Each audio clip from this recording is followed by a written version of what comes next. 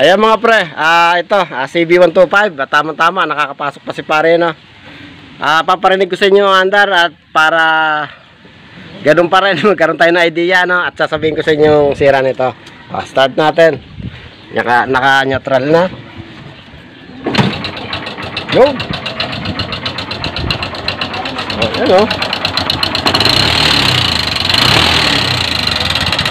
Ayan mga pre, napakaingay. Okay. Na-overhaul ko na itong motor na to. Matagal ng panahon, no? Isang taon na rin mahigit. Ito na mga pre.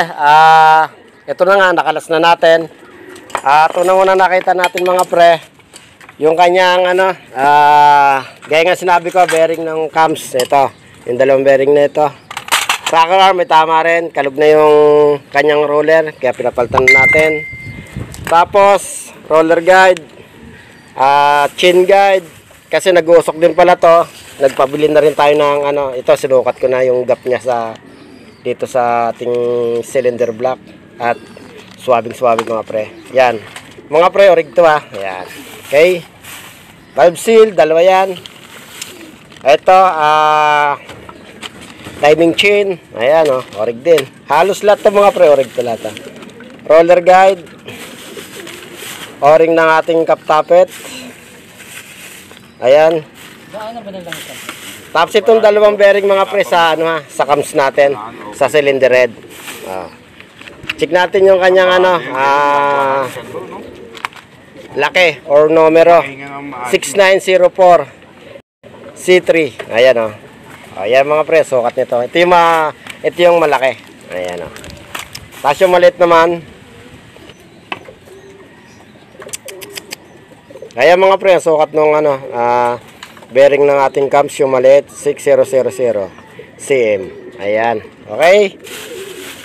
Base gasket. Ayan.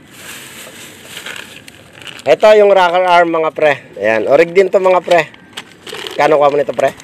1,040. Gasket maker. Ito lang mga pre, mga binili. Langis. Siyempre. Castrol. Baka naman. Ayan o. Linisin lang natin yan. Tanggalin natin langis at mikos-mikos lang at isalpak natin to mamaya. Paparinig ko sa inyo under mga pre pagkatapos. Ayun lang. Tumatabas pare. Sabi mo pare. Ayan mga pre, ito na nga, the moment of truth. Inabot na tayo ng ano, kunin mo sa libre. Ay ako na. Ay inabot na tayo ng dilim mga pre. Ayan. Di bale, at matik gaganda under nito. Ayan mga pre, ilagay na natin tong apat na ano, tornilyo dito sa cylinder.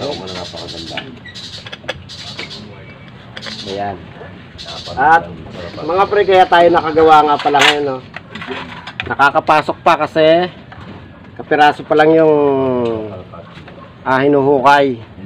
Sa mga susunod na araw or sa susunod na linggo, malamang sa malamang hindi na makakapasok dito yung mga tricycle. Kahit na siguro sa tingin ko, kahit single, mahirapan siguro. Ayan. Sa mga magpa-home service, message lang kayo mga pre, dito lang sa malapit sa amin, no? Para ma-service namin kayo. Silver ako lalagay doon. Pag ano pre, gusto mo mag-align yung motor ko? Pwede. Ayan mga pre ha, higpitan ko lang to. Kakabit ko yung carburetor, may langis na to. At paanda rin natin. Ganun lang. Ayan mga pre, kukuberan na lang at okay na yan. Tapos paanda rin natin. Shoutout sa ating mga kaibigan. Shoutout! Yun o, nagiinom sila o. Kasi hindi ako nagiinom eh. Kung sino magpagawa pa, dito na, bukas pa shop. Si pare o, tumataba si pare. Lumalaki na naman ang murang katawan niya. Yan mga pre, paanda rin natin pagkatapos lang takloban nito, no? Talaga naman. Ayan mga pre, paanda rin na natin. Pero ito, nakalimutan ko kanina video nung pagkatapos, napaanda na ni pare. Ito kayo, paanda rin natin. The moment of truth. Pero mga pre, umandar na ito kanina.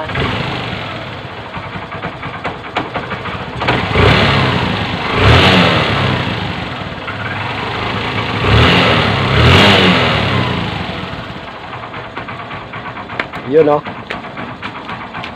Okay, lapit natin ang camera para makita nyo, marinig nyo maigi yung andang. Ayun, wala lang minor. Bali, nagpalit nga tayo ng piston ring dyan, di ba? Kung nakikita nyo kanina. Tsaka valve seal. Ayan. Andiyan na ba yung pre? Meron magkakaroon din yan. Adjust pa rin natin. Ayan mga pre, pandar natin ha. Mas malapit para marinig nyo. Okay.